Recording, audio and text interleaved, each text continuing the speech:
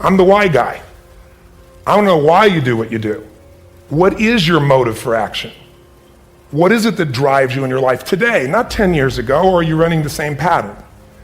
Because I believe that the invisible force of internal drive activated is the most important thing in the world. I'm here because I believe emotion is the force of life.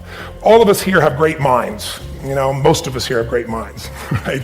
I don't know if I'm in the category, but we all know how to think. And with our minds, we can rationalize anything, we can make anything happen. I agree with what was described a few days ago about this idea that people work in their self-interest, but we all know that you don't work in your self-interest all the time. Because when emotion comes into it, the wiring changes in the way it functions. And so it's wonderful for us to think intellectually about how the life of the world is, and especially those who are very smart. We can play this game in our head, but I really want to know what's driving you. And what I'd like to maybe invite you to do by the end of this talk is explore where you are today for two reasons. One, so that you can contribute more. And two, so that hopefully we can not just understand other people more, but maybe appreciate them more and create the kinds of connections that can stop some of the challenges that we face in our society today. They're only going to get magnified by the very technology that's connecting us, because it's making us intersect. And that intersection doesn't always create the view of everybody now understands everybody and everybody appreciates everybody. So I've had an obsession basically for 30 years. And that obsession has been what makes the difference in the quality of people's lives? What makes a difference in their performance? Because that's what I got hired to do. I got to produce the result now. That's what I've done for 30 years.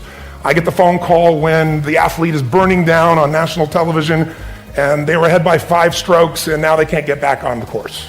And I got to do something right now to get the result or nothing matters. I get the phone call when the child is going to commit suicide and I got to do something right now. And in 29 years, I'm very grateful to tell you I've never lost one in 29 years. It doesn't mean I won't someday, but I haven't done it. And the reason is an understanding of these human needs that I want to talk to you about. So when I get those calls about performance, that's one thing, like how do you make a change? But also, I'm looking to see what is it that's shaping that person's ability to contribute, to do something beyond themselves. So maybe the real question is, I look at life and say there's 2 master lessons. One is there's the science of achievement, which almost everyone in this room has mastered to an amazing extent. That's how do you take the invisible and make it visible, right? How do you take what you dream about and make it happen, whether it be your business, your contribution to society, money, whatever it is for you, your body, your family. But the other lesson of life that is rarely mastered is the art of fulfillment. Because science is easy, right? We know the rules, you write the code, you follow those, and you get the result. Once you know the game, you just, you up the ante, don't you? But when it comes to fulfillment, that's an art. And the reason is it's about appreciation and it's about contribution. You can only feel so much by yourself. So I've had an interesting laboratory to try to answer the question of the real question, which is what's the difference in somebody's life if you look at somebody like those people that you've given everything to, like all the resources they say they need. You gave them not a $100 computer, you gave them the best computer. You gave them love, you gave them joy, you were there to comfort them.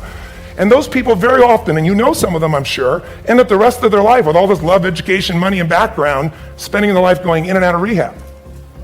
And then you meet people that have been through ultimate pain, psychologically, sexually, spiritually, emotionally abused, and not always, but often they become some of the people that contribute the most to society.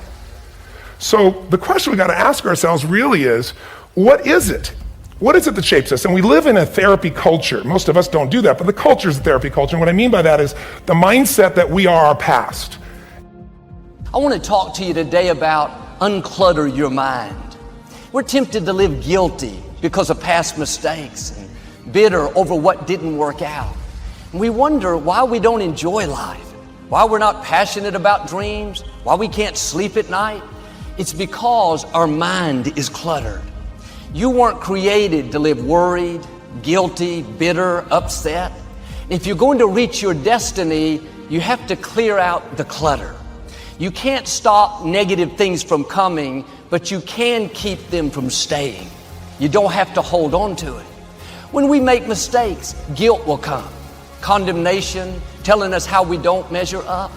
You can hold on to it, go around down on yourself, or you can let it go. When you go through a disappointment, something doesn't work out, you can hold on to it, live discouraged, or you can let it go. When the medical report is not good, when the contract doesn't go through, when you're in a legal situation, you can hold on to it, live worried, thinking, what am I going to do? Or you can let it go. You can clear out the clutter. You can get rid of the negative things that are stealing your peace, taking your joy, draining your energy. The scripture tells us to guard our minds. You have to be proactive when it comes to keeping your mind in peace, because all through the day there's clutter. There's noise, there's jealousy, there's hurts, there's offense. They may come, but you don't have to hold on to it. Reinterpreting our past, understanding and knowing that we can move from where we are, that we can begin to design the kind of life that empowers us, that gives us happiness, that enable us to be on top of who we are, knowing that as we begin to explore new horizons and new vistas in life, that as we begin to focus on developing ourselves, as we begin to elevate ourselves and not to follow the crowd, activating the thinker in us and disciplining and putting on hold the emotional part of ourselves. It's not easy, but through practice and practice and practice. Practice makes what? Practice makes improvement. You can always better your best. You can always go beyond anything that you have ever done. You'll never hit a state of perfection. You're always bigger than what you do. And so all you're looking for are new breakthroughs through practice and practice and practice. You'll get better and better and better. And there's still some things that will happen to you that will catch you on the blind side that you did not anticipate. You'll get knocked down, but you won't be knocked out.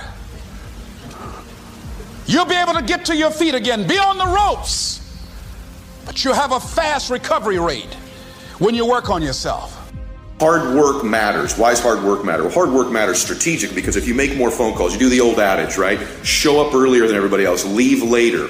But there's something more deep about that. Yes, making more phone calls, seeing more people, being more active, being busier, putting in more hours into something always gives you a strategic chance to be more successful in others because you've increased your odds. You've talked to more people, you're more likely to get more prospects, you're more likely to get more clients or recruits or candidates for your business. So yes, strategically that increases your chances. But something powerful happens when you do things other people aren't willing to do. You begin to believe you deserve to have things other people won't have. And that's what gets you a seat at the table of success. Now, once you're there, it's a dogfight. It's a dogfight of skills and talents and luck and faith and circumstance and blessing and all that stuff. But just to get to the table, to get into the room, you have to believe you deserve to be there. And so again, I want to say this to you. The hard work part plays into shifting your identity. That over time, not even that long a period of time, when you're doing the things others are unwilling to do, you begin quietly to begin to believe that, oh, I deserve to be rewarded in ways these other people aren't going to be rewarded because I'm doing the things others won't do. And so the fastest way to change your identity, to change our belief, is just to flat get to work, to flat get there earlier, to flat leave later, to just make more calls, see more people, be more relentless, just pour ourselves into the work, because actually the hard work can in reverse impact our identity. And that's what begins to happen. When you start to do those things they won't do, you begin quietly to change your belief, that you begin to believe, oh, I deserve to sit at the table with these other people who do the things other people aren't willing to do. That there's a responsibility to freedom and that there is freedom in responsibility. You know, and that earn your way there. We remember the stuff we earn, the stuff we experience, more than what the teacher tells us or what someone gives us for free. We just do. We broke the proverbial sweat on it, whether it was mental or physical or whatever. We built it. We understand. We felt how we got it, how we achieved it, how we got what we wanted. Those stick with us. Whether we forget them intellectually, they were written in our lineage, and they build resilience, and they build a healthy, true optimism going forward to know that, oh no, I've worked for something before and achieved it. Delayed gratification. Oh, there are choices I can make today for myself that will pay me back later in life. Mailbox money, as we call it in the entertainment industry. ROI.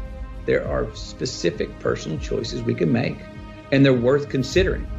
Look, I'm all for hedonism. I'm all for immediate gratification too. Sometimes it's like, yes, dude, it's Halloween. Eat all the candy you want. Go for it. It's not going to become a habit day to day. There's certain nights where you're like, hey guys, tonight we're going to blow it out. The walls are padded and we got nothing. We're off work on Monday. Let's go. You know, I mean, certain times to say that's okay, but there's, you know, where is the selfish choice, the selfless choice? Where is what we want actually what we need? Where is what we need actually what we want? Where is the best choice for me, the best choice for we? Where's the best choice for we, the best choice for me? That's the place, I believe. Talk about honey holes. That's the real place to go forward in trying to find. Tee ourselves up for those green lights in the future. And although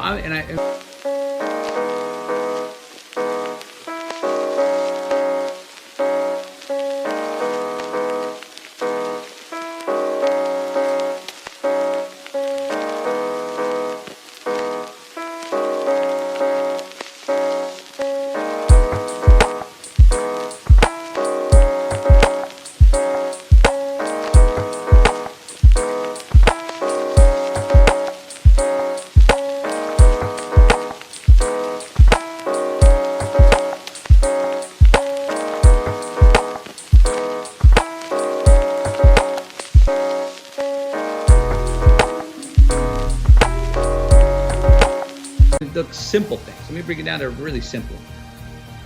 You drink coffee? I do. Do you prepare your coffee, put it in the filter, and pour the water in the coffee maker the night before? Not for myself, but ironically, I do for my wife. Because you're teeing her up for what? A green light the next morning. Correct. So she doesn't have to come in and go, where's that filter? She can just come in and go, doop, press the button. You're giving her a gift to her future self. You're making something easier for her. It's a very simple thing, but it's a great little simple metaphor. So there are choices we make. If you're going to say right now, I'm going to lie, cheat, and steal to get what I want, and I got it.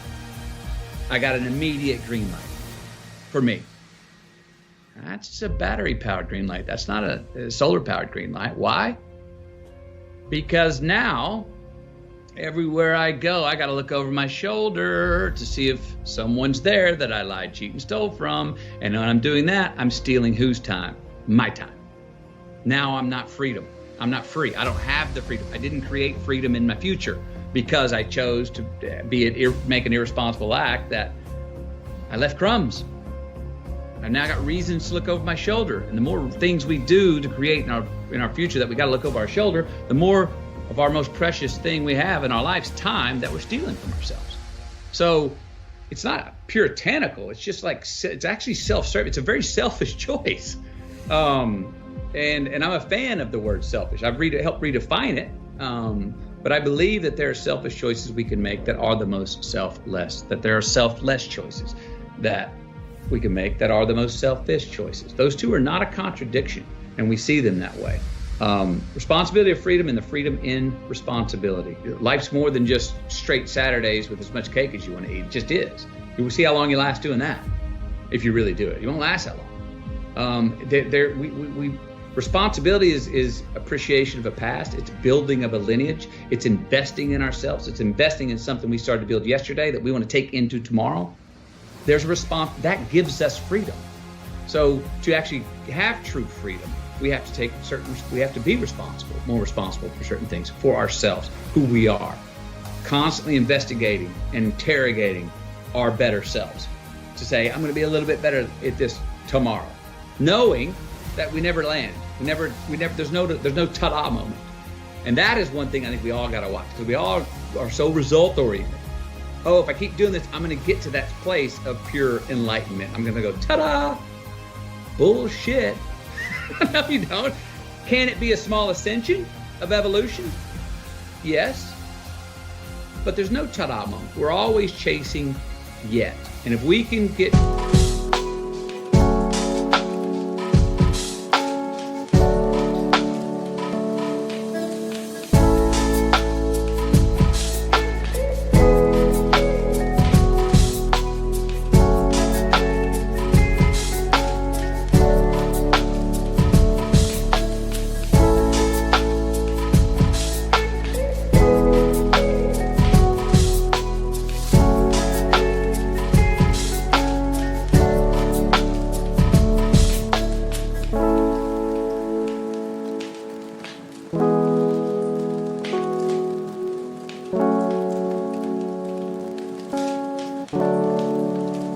comfortable and understand and laugh and to be ready to work hard at the fact that we're all just, if we could just say, we're all just achieving our way to the unachievable. And that's as good as it gets. And that's pretty damn awesome. That's the honey hole. It's the third time I've said that in this talk, but I love that word. This is what people need to know is like, you know, even if you've been working for 10 years on something, because you've been working on your craft for a decade as a monk and then just teaching in schools and then corporate life and then HuffPo, like you've been working behind the scene for 10 years. It can take, you know, a few pieces of content or one piece of content that will be the thing that sets you off with momentum. You know, someone like Rachel Hollis, she spent 10 years writing books and doing events with a few hundred people max. And then one piece of content, a book, launched her. And you had these videos that just, they all launched. And it took you to another level. So in this book you have now coming out, it's going to be a game changer. I was just reading through it again before I got here. And I was just like, there's so much great information in this, but it's wisdom from years of practice and years of experience. So that's what I think people need to know is like, if you're a creator, if you're someone who's got a gift inside, all it takes is one piece of content for you to really pop. So just keep creating. And that's what you've done beautifully. You keep showing up. Man.